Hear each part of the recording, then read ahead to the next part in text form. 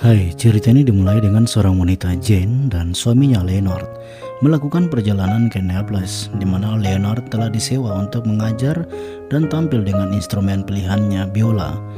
Jane dan Leonard memiliki pernikahan yang tegang dengan Leonard. Menurut keyakinan Jane, bukan sebagai suami yang suportif atau peduli. Mereka tiba di sebuah motel. Leonard langsung menghubungi petugas bank, memberitahu bahwa dia memiliki kartu kredit yang kadaluarsa dan perlu diaktifkan lagi, karena mereka memiliki perjalanan selama 2 minggu.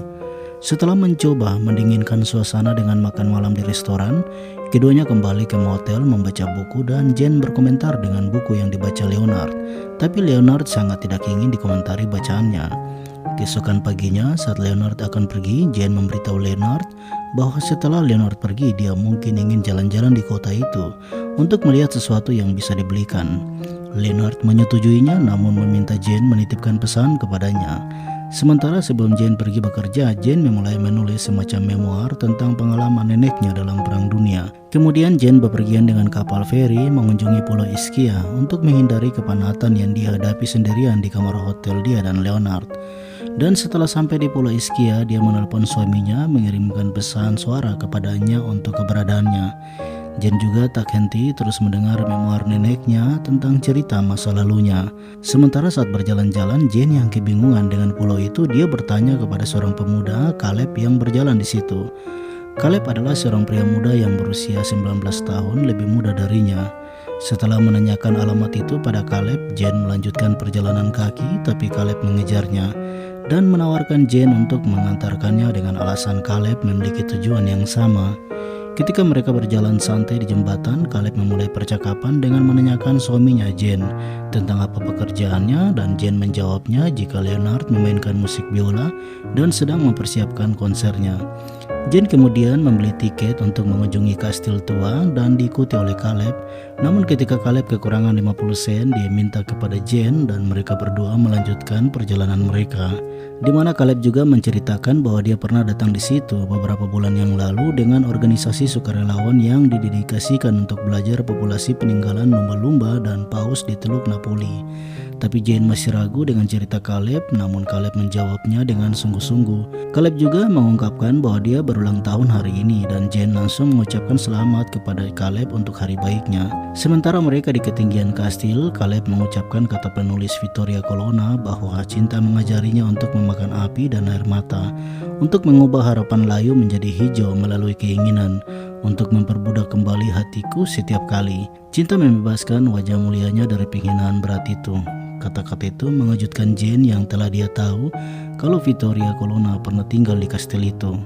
Setelah itu Caleb menawarkan makan kepada Jane dan Jane bertanya apakah Caleb akan membawanya ke sana. Caleb mengakui itu. Lalu malam hari Caleb dan Jane makan di restoran sambil mengobrol dan berbagi cerita. Jane juga berbagi kisah memoir neneknya untuk didengar dengan berbagai headset. Dan kemudian Caleb berkomentar tentang memoir itu seperti jendela waktu, hal yang Jane berharap selalu melakukannya sebelum seseorang meninggal dunia. Lalu Jane berkomentar dengan balasannya bahwa jika suaminya Leonard berpikir Jane tidak akan pernah menyelesaikan memoir neneknya. Jane juga mengungkapkan kepada Caleb bahwa karena dia hamil, jadi dia dan Leonard akhirnya menikah, namun Jane kehilangan bayinya. Setelah mengakhiri cerita mereka, Caleb meniup lilin sebagai tanda ulang tahunnya. Lalu Caleb dan Jane melarikan diri dari restoran tanpa membayar, membuat Jane menjadi ketakutan dan berlari bersama Caleb lalu bersembunyi di belakang mobil. Kemudian Caleb mengakui kepada Jane bahwa semuanya telah diatur dengan pemilik restoran agar Caleb menakuti Jane dan bisa berlari bersama dia dengan sedikit ketakutan. Namun Caleb sudah membayar tagihan itu ketika dia pergi ke kamar mandi, membuat Jane merasa hidup saat dia sedang menjalani kehidupan dengan Leonard yang sangat tegang.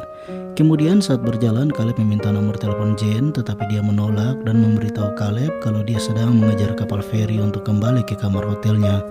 Namun sebelum pergi, Caleb memberikan pertanyaan kepada Jane bahwa mengapa pemain biola menyimpan kotak biola mereka di dashboard mereka. Jane bertanya mengapa dan Caleb menjawabnya bahwa jadi mereka bisa parkir di tempat penyandang disabilitas. Membuat Jane jadi tersenyum karena itu sangat menyinggung Leonard. Jane akhirnya pergi ke kapal feri. Keduanya akhirnya berbagi jalan setelah Jane mengucapkan kata perpisahan selamat ulang tahun. Hari berikutnya Jane dan Leonard berbagi makan siang di mana ketegangan lebih lanjut ditunjukkan.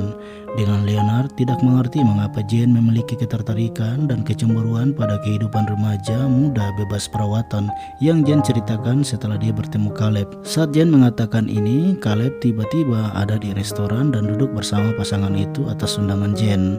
Leonard menunjukkan tanda-tanda kecurigaan dari keduanya dan segera meminta cek, tapi sebelum pergi Jane meminta Caleb untuk menceritakan leluconnya kepada Leonard tentang biola. Ketiganya berjalan menuju pekerjaan Leonard dan Caleb meninggalkan mereka, tetapi tidak sebelum menulis alamatnya di tangan Jane, meskipun Leonard menunjukkan bahwa dia memiliki selembar kertas. Jane dan Leonard mengucapkan selamat tinggal satu sama lain dan Jane berjalan pergi dan bertemu Caleb lagi.